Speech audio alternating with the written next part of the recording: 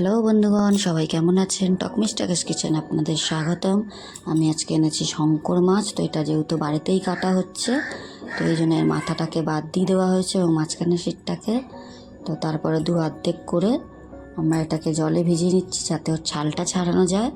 বাজারে কাটলে তো ওরা ভালোভাবে কেটেই দেয়, কিন্তু যেহেতু আমরা ঘরে কাটছি, এই জন্য ঘরে কীভাবে পরিষ্কার করছি এবং কাটছি সেটাও আপনাদের দেখিয়ে দিচ্ছি।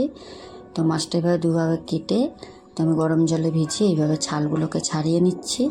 এই ছালগুলো কিন্তু থাকলে আমার মনে হয় না ভালো লাগে। তো আমি এই জন্য মাছটাকে ভালো করে ছাল ছাড়িয়ে এবং ধুয়ে নেব। ধুয়ে ভালো করে পিস করে কেটে নিয়েছি। নিয়ে এবার নুন হলুদ মাখিয়ে আমি মাছটাকে লাল লাল করে ভেজে নেব। তো কড়াইতে তেল গরম করে নিয়েছি। নিয়ে আমি একে একে মাছগুলো তুলে দেবো। তো এই মাছটা আগে আমরা বেশি খেতাম না, কিন্তু এখন শুনি সবার মুখে সত্যিই ভালো খেতে। তাই আমরাও একবার রান্না করা শুরু করেছি এবং দেখছি সত্যিই ভালো খেতে। তো এই জন্য আবারও এখন এনে নিয়েছি, যেহেতু এখন বাজারে খুব পাওয়া যাচ্ছে, তাই একটা গোটাই আনা হয়েছে। তো দেখুন কত সুন্দর করে মাছগুলো ভেজে নিচ্ছি। মাছগুলো লাল লাল ভাজা হয়ে গেছে।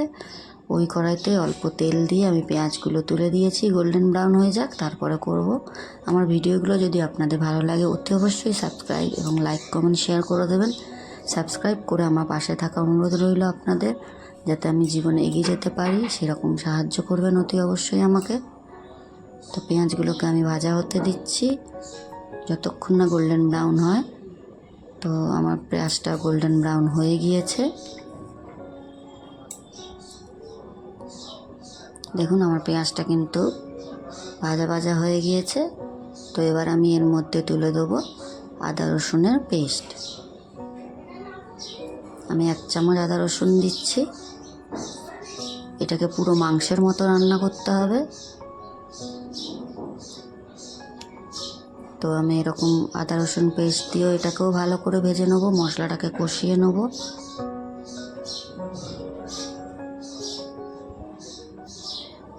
তো আদা রসুনটাও ভাজা হয়ে গেছে, পেঁয়াজটাও অনেকটা নরম হয়ে গেছে। তো এবার আমরা টমেটোটাকে দিয়ে নিয়েছি। নিয়ে এটাকেও ভালো করে কষবো যতক্ষণ না টমেটোটা নরম হচ্ছে। তো আমি ছোট ছোট 2টো টমেটো দিয়েছি, আপনারা যদি বড় হয় তাহলে একটা দিতে পারেন। আমার কোয়ান্টিটি কম ছিল তাই আমি সেরকম বুঝে দিয়েছেন, আপনারা অতি অবশ্যই একটু বুঝে দেবেন। আমি নুন দিয়ে দিয়েছি, স্বাদ মতো নুন, হলুদ, লঙ্কা গুঁড়ো দিয়ে ভালো করে আবারও মশলাটাকে কষবো। কালারের জন্য একটু কাশ্মীরি লঙ্কা গুঁড়ো দিতে পারেন, তো যাতে নিচে না লেগে যায়। আমি এর জন্য জল দিয়ে আবারও ভালো করে কষে নিচ্ছি। মশলাটাকে একটু নরম হতে দেবো আরও, এবং তেল ছেড়ে যাবে ঠিক সেরকমভাবে কষবো। তো আমি এখানে 1 চামচ কাশ্মীরি লঙ্কা গুঁড়ো দিয়ে দিয়েছি যাতে কালারটা খুব সুন্দর আসে। দেখুন কালারটা কিন্তু খুব সুন্দর এসেছে। তো মশলাটা কষা হয়ে গেছে, রান্না দিয়ে তেল ছেড়ে দিয়েছে। তো আমি এখন মাছগুলোকে তুলে দেবো, দিয়ে আবারও কষবো একটু। আমি যে মাছগুলো ভেজে রেখেছিলাম ওগুলোকে তুলে দিচ্ছি, দিয়ে আমি ভালো করে এগুলো কষতে দেবো।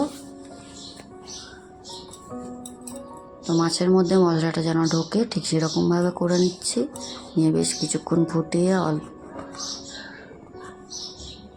শাহি গরম মশলা দিয়ে নিচ্ছি।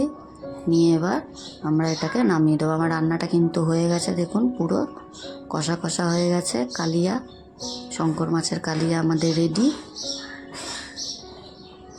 গন্ধটা কিন্তু খুব সুন্দর বেরিয়েছে, আর খেতেও আশা করি খুব ভালো হবে। তো আমার শঙ্কর মাছের কালিয়া রেডি।